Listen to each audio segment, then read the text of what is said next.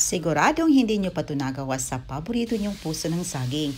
For today's video, gagawa tayo ng paborito nyong merienda at syempre pwede din gawing masarap na ulam. Tara, simulan na natin. So nakabili tayo dito ng isang malaking pirasong puso ng saging. Mga around 10 pesos lang po ang puso ng saging nito mga mamis. Napakamura. Pabalatan lang natin hanggang sa makuha natin yung puting party nito. Mga mamis, huwag nyo itapon ang banana blossom nito kasi pwede natin itong gagawing tempura. Lagyan ng flour, itlog, mga spices, at pwede na nating prituhin at gawing crunchy at masarap na tempura. At ito na, nakuha na natin yung puting parte ng ating puso ng saging. I-slice na natin ng pino. Pagkatapos ating ma-slice, ibabad lang natin sa tubig at saka sa 1 tablespoon of rock salt para hindi madaling umitim.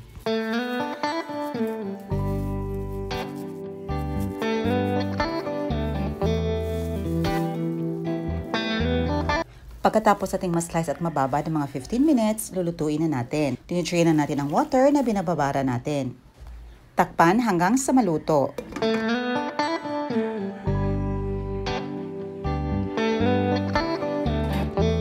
After a few minutes, ito na luto na ang ating puso ng saging at hugasan natin ito ng tap water para ma-stop ang cooking time nito.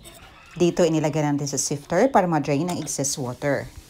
Meron tayo ditong mga spices, red onion, garlic, bell pepper, at saka carrots. Hihiwain lang natin. Gagamit din tayo dito ng 3 pirasong itlog, large egg ang ating ginamit mga mamis.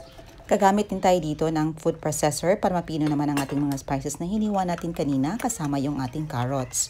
Or kung walang available na food processor, pwede tayong gumamit ng blender or slice lang ng pino ang ating mga spices at carrots. Very affordable lang, good quality. Sa halagang 1,000 plus, meron na tayong food processor, blender at saka grinder. O diba, ang dali lang gamitin? Super easy at very convenient. Lalo na sa mga mamis na always on the go. Napakadali lang pong gamitin ito mga mamis, kaya check nyo sa description box below or sa ating comment section below kung saan ko nabili. At dito pinipino din natin or nilagay natin sa ating food processor ang ating nilutong puso ng saging.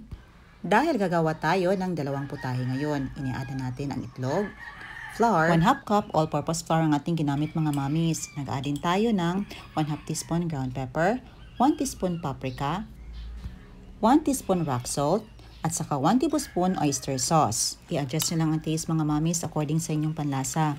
I-mix lang natin para ma-fully combine ang lahat ng mga ingredients.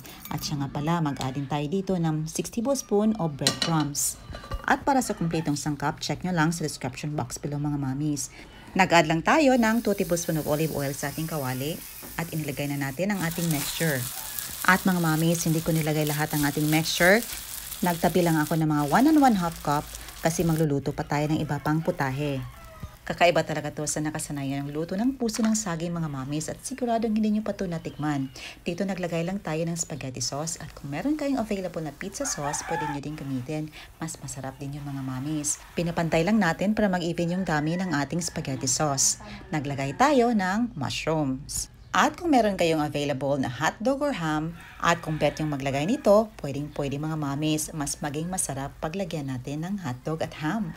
Pero para sa akin, okay na tong mushroom kasi ang bet kong gagawin dito is vegetable pizza. Gawa sa puso ng saging. O diba? Kakaiba ito mga mamis sa nakasanayan yung luto ng puso ng saging. Nag-add din tayo ng julienne slice na green bell pepper at saka yung ating sliced cheese. Dahil wala tayong available na mozzarella cheese, pwede tayong gumamit nito or cheddar cheese or yung quick melt cheese mga mamis. At nag-add din tayo ng sliced cheddar cheese sa center at sa gilid nito. Takpan hanggang sa mag-melt ang cheese na nilagay natin.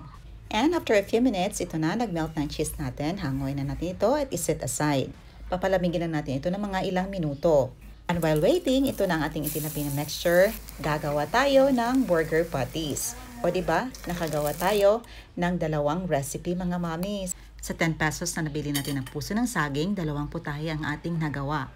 Kakaibang putahe sa nakasanayan natin and I'm sure masisiyahan ng buong pamilya dahil paborito natin ang pizza at saka syempre ang burger na din. At ito na ang ating paboritong party, ang tikiman time. Tikman natin ang ating nilutong banana blossom pizza. Medyo makapal ang ating pizza base mga mamis, but kung gusto nyo maging thin ang pizza nyo, I-divide nyo ng mixture into half. Ito na, ipapatikim na natin sa aking anak na pihikan talaga sa pagkain at paboritong-paborito talaga niya ang pizza at saka syempre ang ating nilutong burger. Napakasarap talaga ng recipe na ito gawing burger patties mga mamis. At hindi talaga nila namamalayan na puso ng saging pala ang kinakain nila. Ayan, naglagay lang tayo ng ating paboritong ketchup at nilagay na natin ang ating puso ng saging patties.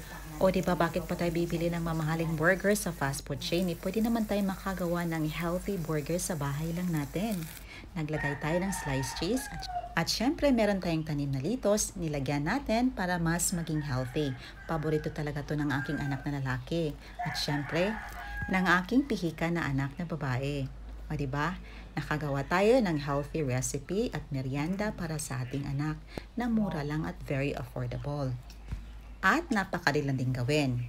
Ayan lang po mga mami. So hoping nyo subukan ang ating recipe. See you on my next vlog. God bless you all and stay safe everyone. Bye and enjoy!